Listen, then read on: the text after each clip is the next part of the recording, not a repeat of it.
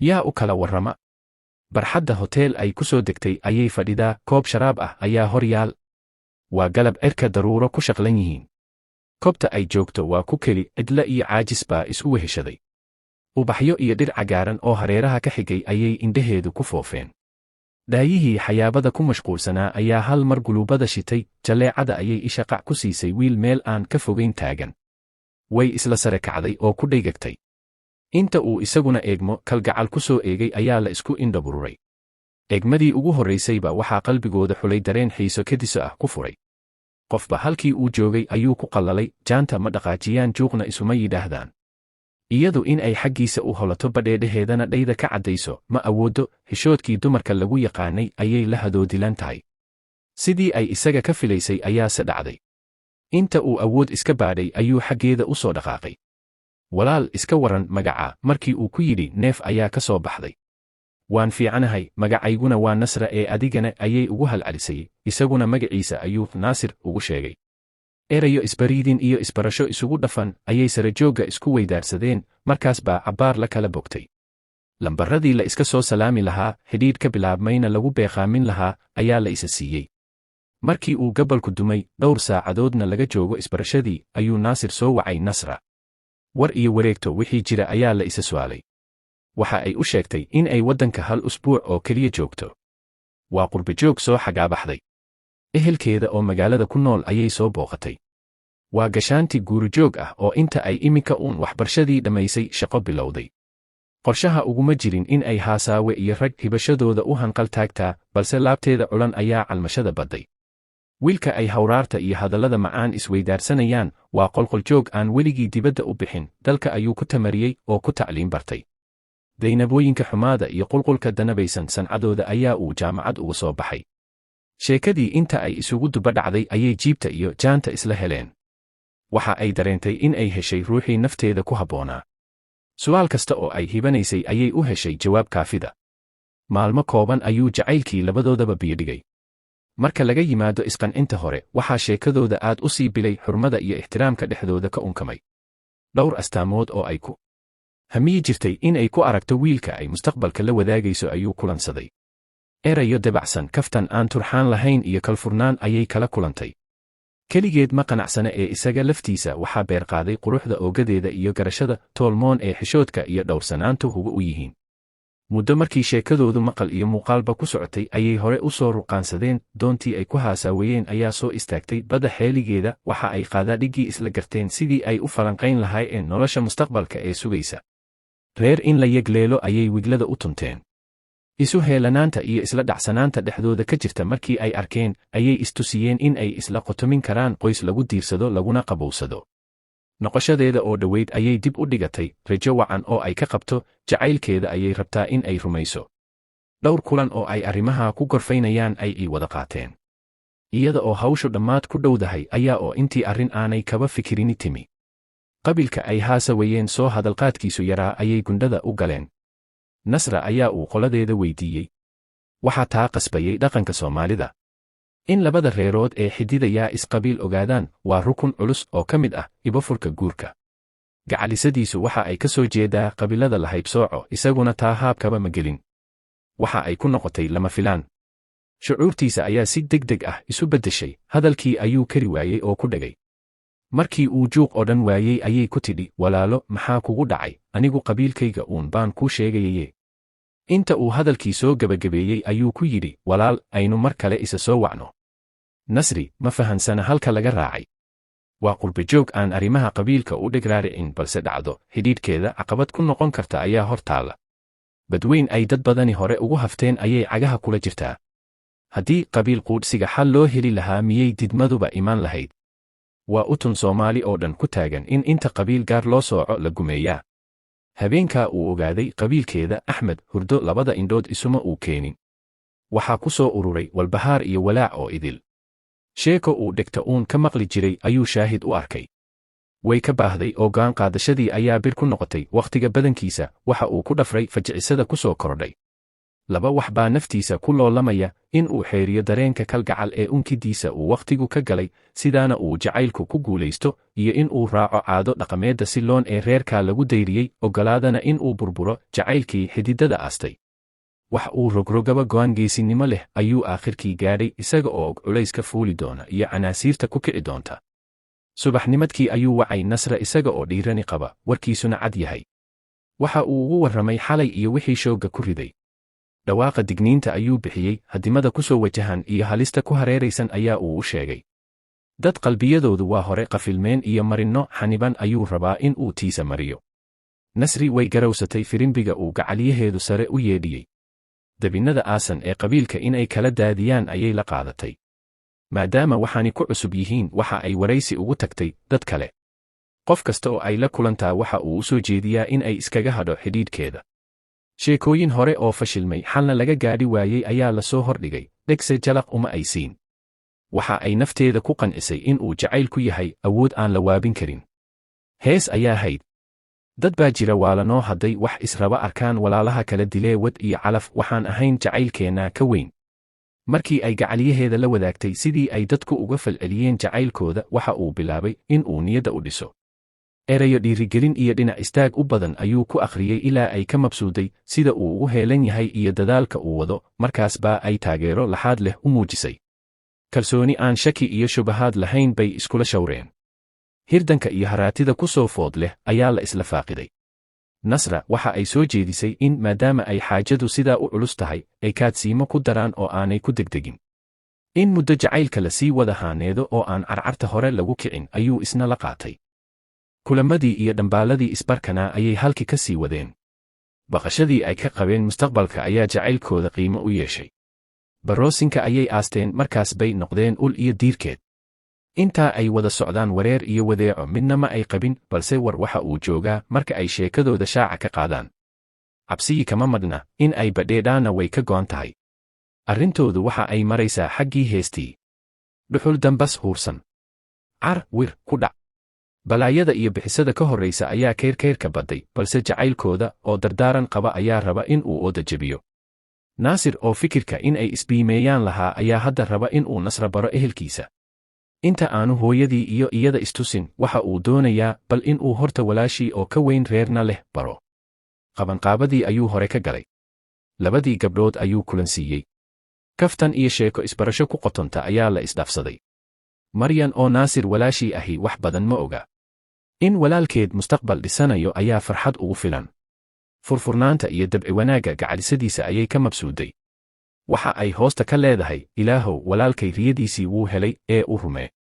intii kulanku socdayna dhowr jeer bay ku tidhi Naasirow haddii in uun ruux nasab yahay qoftan baa ah ee xafido walaal aniga aad bay ii cajabisay ee alle calaf ha kaaga dhigo in wanaagga gabadha lala arko ayuu dan moodayaa si aan hadhow loola anfariirin marka la ogaado cidda ay tahay balse maxay taasi kuugu taallaa walaashii oo uu islahaa way ku fahmi ayaa ku gacan saydhaye markii is-araggii dhammaaday ayay walaashii soo wacday iyada oo ku leh waariyee Naasir inantii wacnayd qabilkoodii imaad sheegine hortayay ahayd sooshaasi cabbaar bay aamusiisay iminka uun buu galay imtixaan sida uuga baxaa ay adag tahay waardee noo sheeg maxaa ku aamusiiyey ayay ku celisay Naasir oo aad moodo in shoog haystay ayaa hal mar isla booday oo yidhi oo horta walaal miyaanan kuu sheegin qabiilkeeda xaggee baad iiga sheegtay ma inakaa isla gaadhnayba ayay ku tidhi inta uu awood isgeliyey ayuu warkiisa dhayda ka caddeeyey xilli la gabado ma joogo ee waa kaa orod kaga baxay su'aashii jiirada la fuushay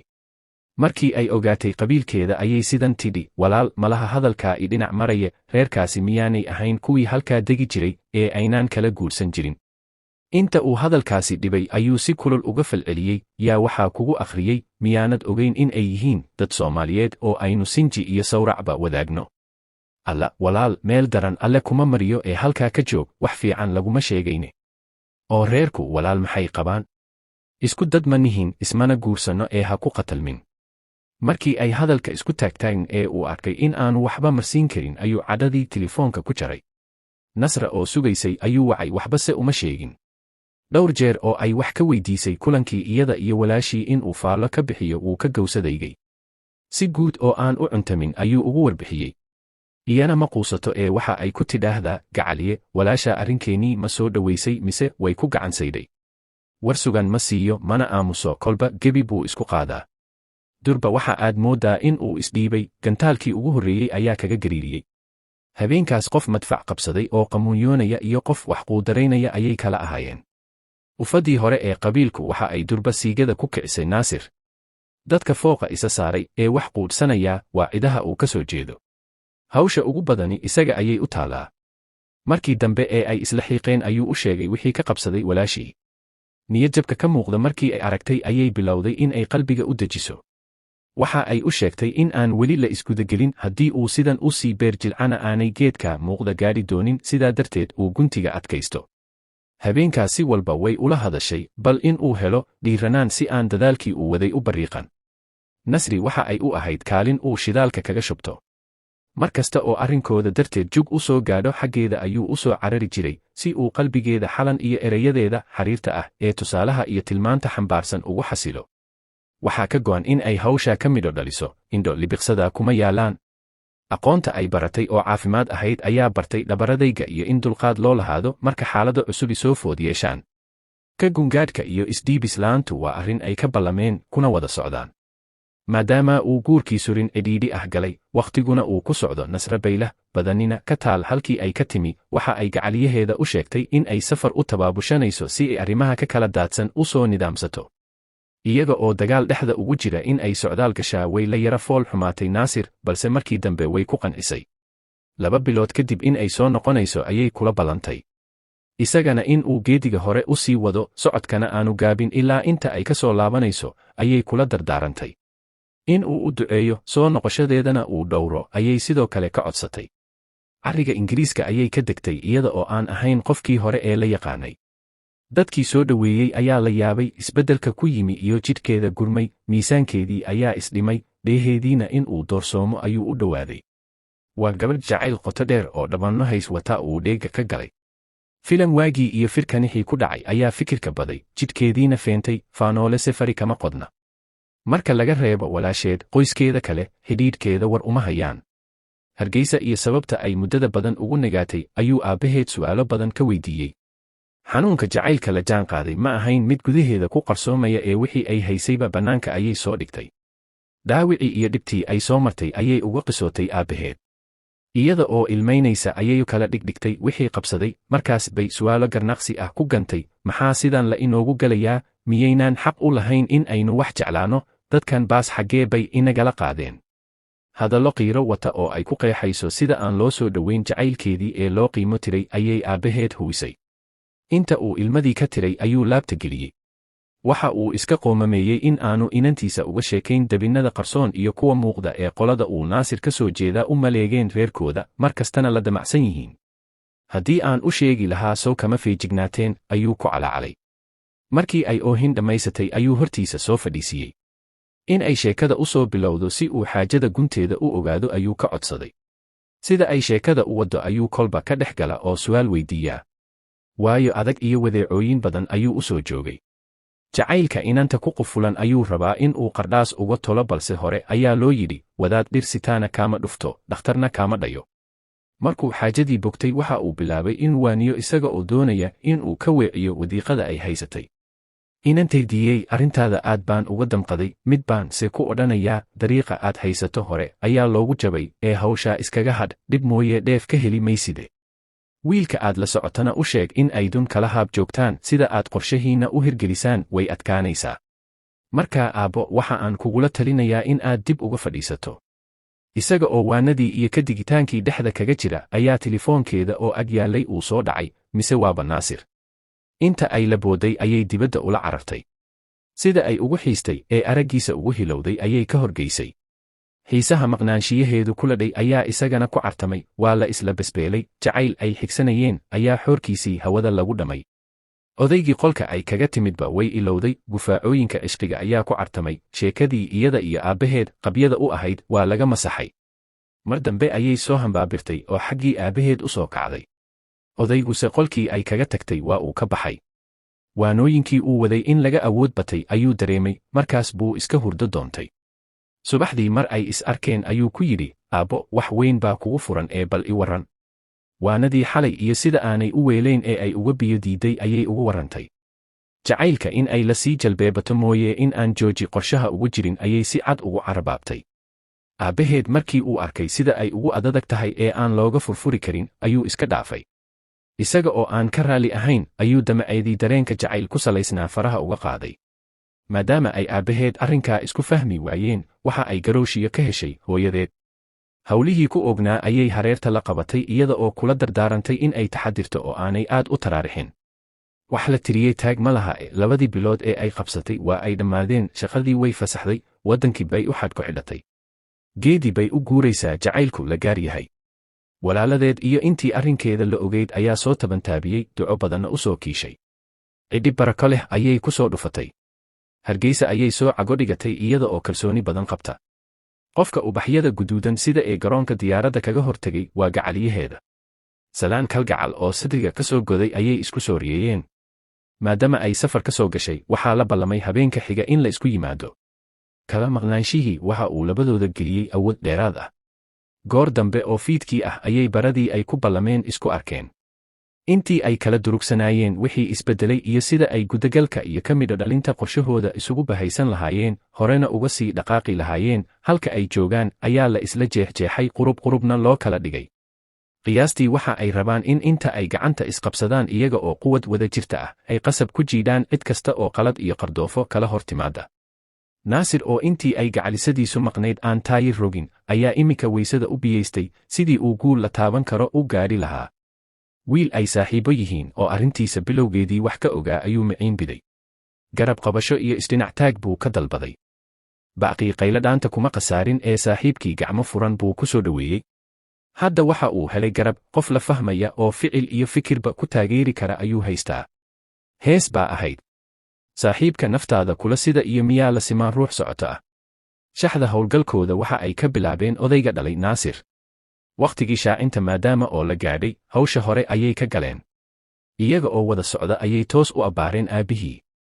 Maqaaxi uu galabtii qaxwaha ka cabbo ayuu fadhiyaa. Odayaal wada gadhcas ah buu dhexda ugu jiraa oo sheekadu isugu laba dhacaysaa. Meel aan ka fogayn ayay soo istaageen. Foosto biyo ah oo meesha u dhoweyd ayay isku gudbeen in ay halkaa ka qooraansadaan, marka uu soo kaco ee uu carraabo damcana ay dheega u saaraan, sidaana warka ay sidaan biyo dhiciisa ugu tabiyaan ayay damacsan yihiin. Wax ay dhowraanba markuu soo kici waayey ayaa Naasir oo aad moodo in uu dulqaadkii ka dhammaaday oo kardhanaya, odayadii isa soo dhex taagay. Inta uu xagga aabbihii u soo kacay ayuu ku yidhi, aabbo, arrin baan kaaga baahanahay ee soo yara kac. Odaygii oo yaaban ayaa fadhiga ka kacay. Halkii uu saaxiibkii joogay ayuu ku hoggaamiyey.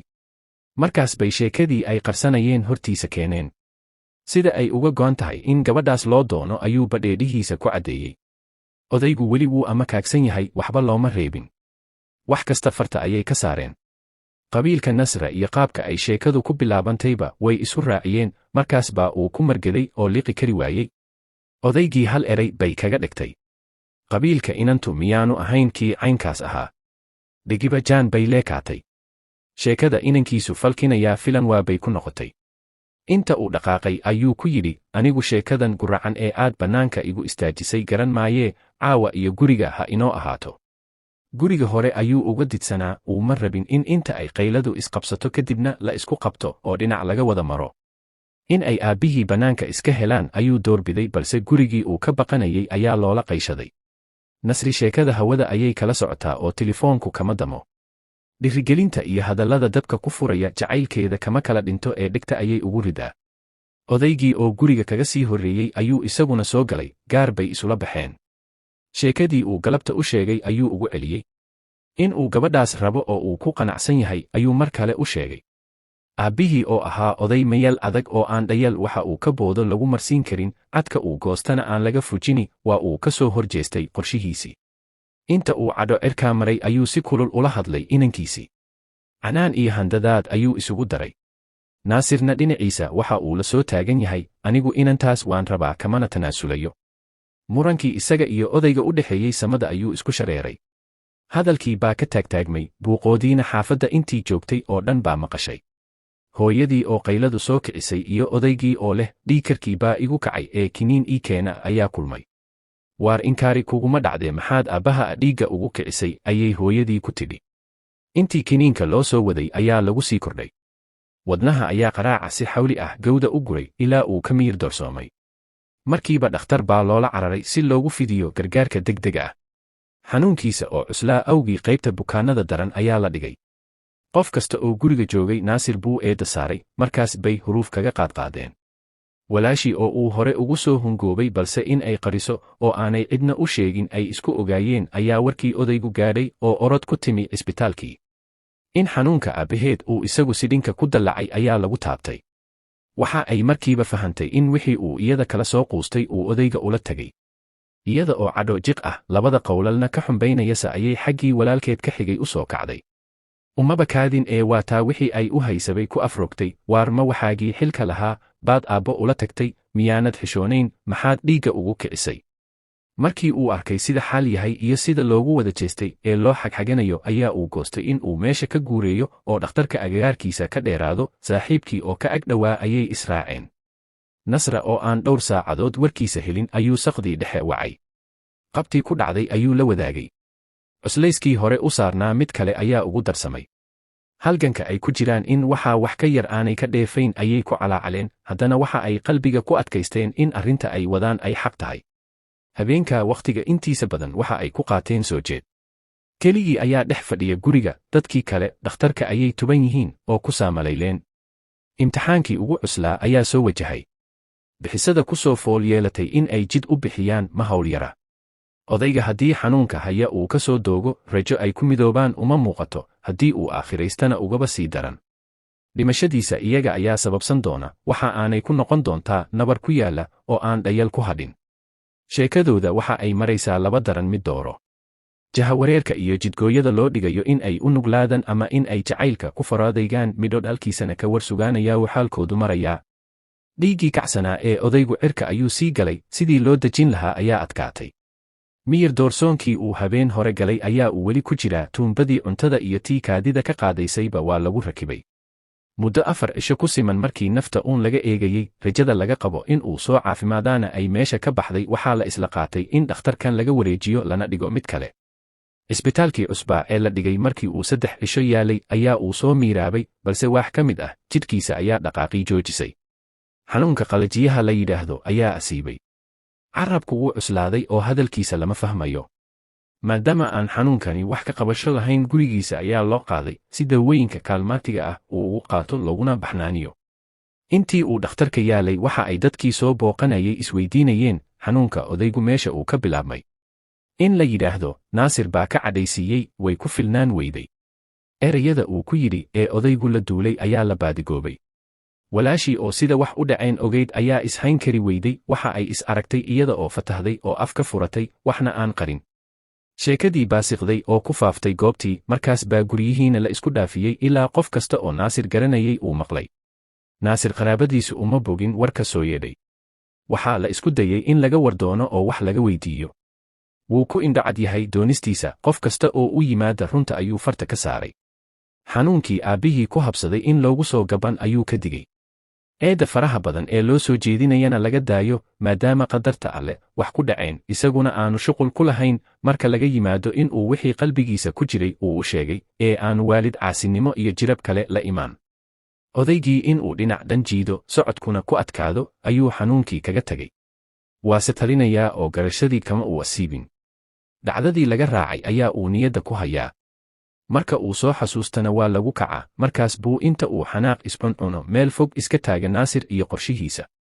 Galab isaga oo kursi ku fadhiya ayaa uu u yeedhay inankiisa. Waxa uu ku yidhi, waar i dhegayso, wiilow, anigu jirrada igu dhacday kugu eedayn maayo, qadarta Alle ayay wax kastaaba ku dhaceen, balse haddaad sheekadii igu soo celiso geeri baan ka xigaa ee sidaa ula soco. Uma jawaabin ee inta uu sujuudda ka dhunkaday ayuu ku yidhi, insha Allah, arrimuhu khayr bay noqon, adiguna waad caafimaadi idamka Alle. Waxa uu ka baqay haddii uu la sii doodo in looga sii daro oo dhiiggu inta uu 100 dhaafo dhimasho uu ku dhowaado, isagana ee tii hore ka culus loo soo jeediyo kadibna la dayriyo, salaantana laga qaadi waayo. Markii uu meel uu u ciirsado iyo qof uu garabka saaro ka waayey qoyskiisa ayaa Alle jid u bidbidhiyey. Eedadii oo qurbaha ku maqnayd ayaa timi.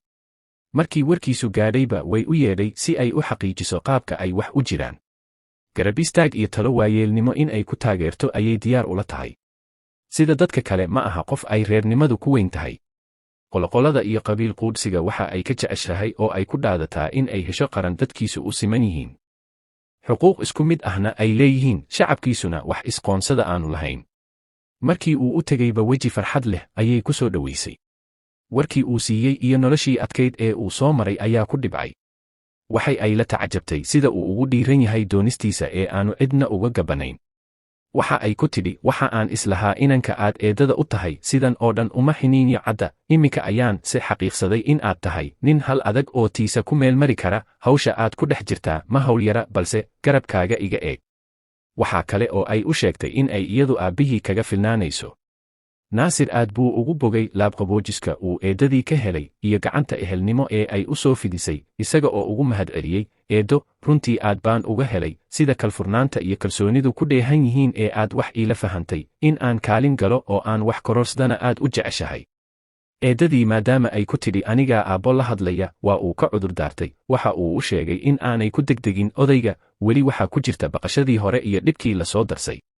Balse eedadii codsigiisii gaashaanka ayay u daruurtay, eeddo, aniga ayaa kaaga aqoon badan walaalkay oo la soo koray, iidaa adigu anigaa la gudhinaye. Haddii aad gabadh gayaankaaga ah calmatay ma khalad baa ku jira, muxuu la gebi dhaclaynayaa? Dhaqanka qabiilna yidhi, idinkaa dadka ugu sarreeya, midna hoosta dhigay wax la sii eegto ma aha. Adiguna waxa aad noqon doontaa farash khayr leh oo Alle u soo diray in uu sabab u noqdo ololaha lagaga takhallusayo masiibadan ina haysata, insha Allah.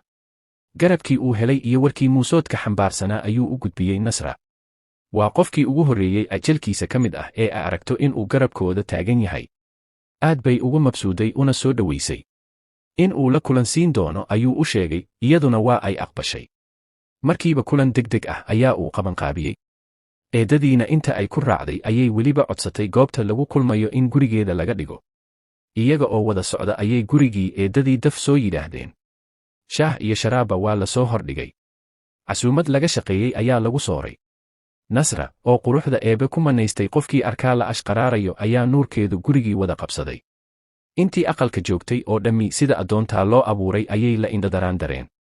Eedadii oo la amakaagsan bilicsamideeda ayaa Naasir ku tidhi, gabadha sidan u iftiimaysaa weligeed reerkeenna ma soo gelin, quruxdan oo kale ilays baa lagu raadiyaa, eeddo.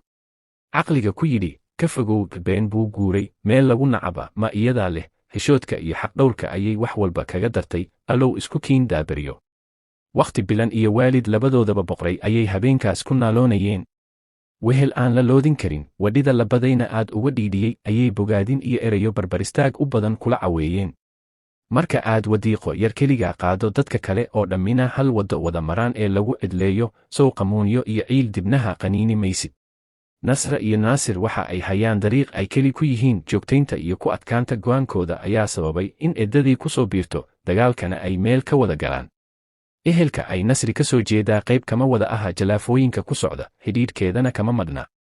Qaar ka mid ah ayaa la daba socda dibindaabyo iyaga oo saacidaya in uu guulaysto gulufka lagu soo qaaday. Waxa ay nusqaan u arkaan quudhsiga iyo aflagaadada loo geysanayo, sidaa awgeed bay uga soo horjeesteen inantooda. Sidaas oo ay tahay haddana in badan baa jirta u heelan oo hiil iyo hooba la garab taagan, dadaalkeedu in uu guulaystana naf iyo maalba u huraya. Dadka aadka ugu ololeynaya halgankeedu in uu midho dhalana raba, wax ka mid ah eedadeed iyada darteed ayay dibadda uga timi. Guri bay wada degan yihiin, wax kasta oo xaalkeeda ka soo cusboonaadana waa u goobjoog. Tilmaan, toosin iyo talobixinba garab bay ugu tahay. Aabbaheed oo isna meel adag iska taagay arrinkeedu wuu soo yara debcay. Waxba yaanu garab siinin ee gujadii uu ku waday iyo dadkii ehelka ahaa ee uu bahalogelin jiray ayuu ka daystay. Inta ay la daaladhacaysay leebka ku taagan isaguna iyada ayuu eedda dusha ka saari jiray. Marar badan buu soo wacay una sheegay in ay iskaga hadho inankaas yar ee reerkoodu isxariifinayo. Waxa uu mar walba ku andacoonayay in gobonnimodoonka ay u tafaxadaydatay ay ku hungoobi doonto, maxsuul ka soo baxana aan la mahadin doonin. Ololihii xorriyaddu meel xaasaasi ah ayuu afka saaray. Labadii islaamood ee arrinkooda taabacsanaya ayay damceen in ay kulansiiyaan. Waa laba qof oo qurbaha ka yimi. Mid kastaa halkeeda ayay kula safatay ilmihii ay waalidka u ahayd. Qalbiyadooda saafiga ah ee ka madhan xumaanta ayay ka midaysan yihiin. Kulankii loo qoondeeyey ayay si foolka fool ah isugu hor fadhiisteen. Waa la sheekaystay oo la isu xaal warramay, waayo hore iyo waxyeelooyin dhacay baa la iska waraystay. Nasra eedadeed waxa ay soo faqday ficillo guracan oo ay goobjoog u ahayd. Jariimooyin iyada lagula kacay balse ay hadda ka fayowdahay ayay ka qisootay. Iyada oo yar ayaa wiil ay arkootay laga hor istaagay. Waa ay u dhibtootay oo u dhakafaartay, xataa waxaa la isku dayay in la dhagro, debinno badan ayaa loo qoolay, si dunida loo dhaafiyona, wax walba waa la isku dayay. Dadaalkeediise ma guulaysan. 30 sano kadib waxa ay goobjoog u tahay dhacdo teedii la mid ah, oo ay marayso inanta uu walaalkeed dhalay. Hogaggii ay ku dhacday ayay kala dagaalamaysaa in ay inanteedu dalaq tidhaahdo. Halgankeedii guuldaraystay ayaa ay rabtaa in ay fursaddan uga faa'iidaysato, guulna u soo hoyso. Maamadii ka socotay xagga wiilku waxa ay garowsatay yeedhmadii xaqudirirka. In la iskaashado si wada jir ahna weerarka loo galo ayaa la isku waafaqay. Kulankaasi is-afgarasho ayaa uu ku soo gabagaboobay, lamaanihii la dulmiyey iyaga oo faraxsan ayay goobtii ka huleeleen. Naasir eddadii iyada oo cadhaysan ayay u soo jihaysatay halkii uu joogay aabbihii.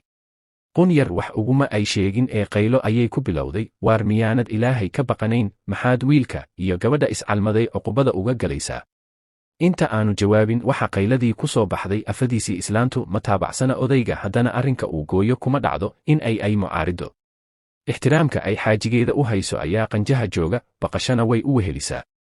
Inta ay odaygii ka soo jeedsatay ayay haddana cadhadii kula duldhacday dumaashideed. Odaygaagama waxa aad ku raacsan tahay godobta uu ka galayo carruurtan yaryar ee uu cidlada u saaray. Markii ay labadoodiiba isu martay ayaa odaygii oo hadalkeeda u adkaysan waayey ku yidhi: gurigan anigaa iska leh, taladayda mooye mid kale kama soconayso ee ha daalin, gabadh yahay. Waa la murmay oo la isla tirsaday, markii uu hadalkii xidhmi waayey ayaa dib loo kala gurtay oo la kala dhaqaajiyey.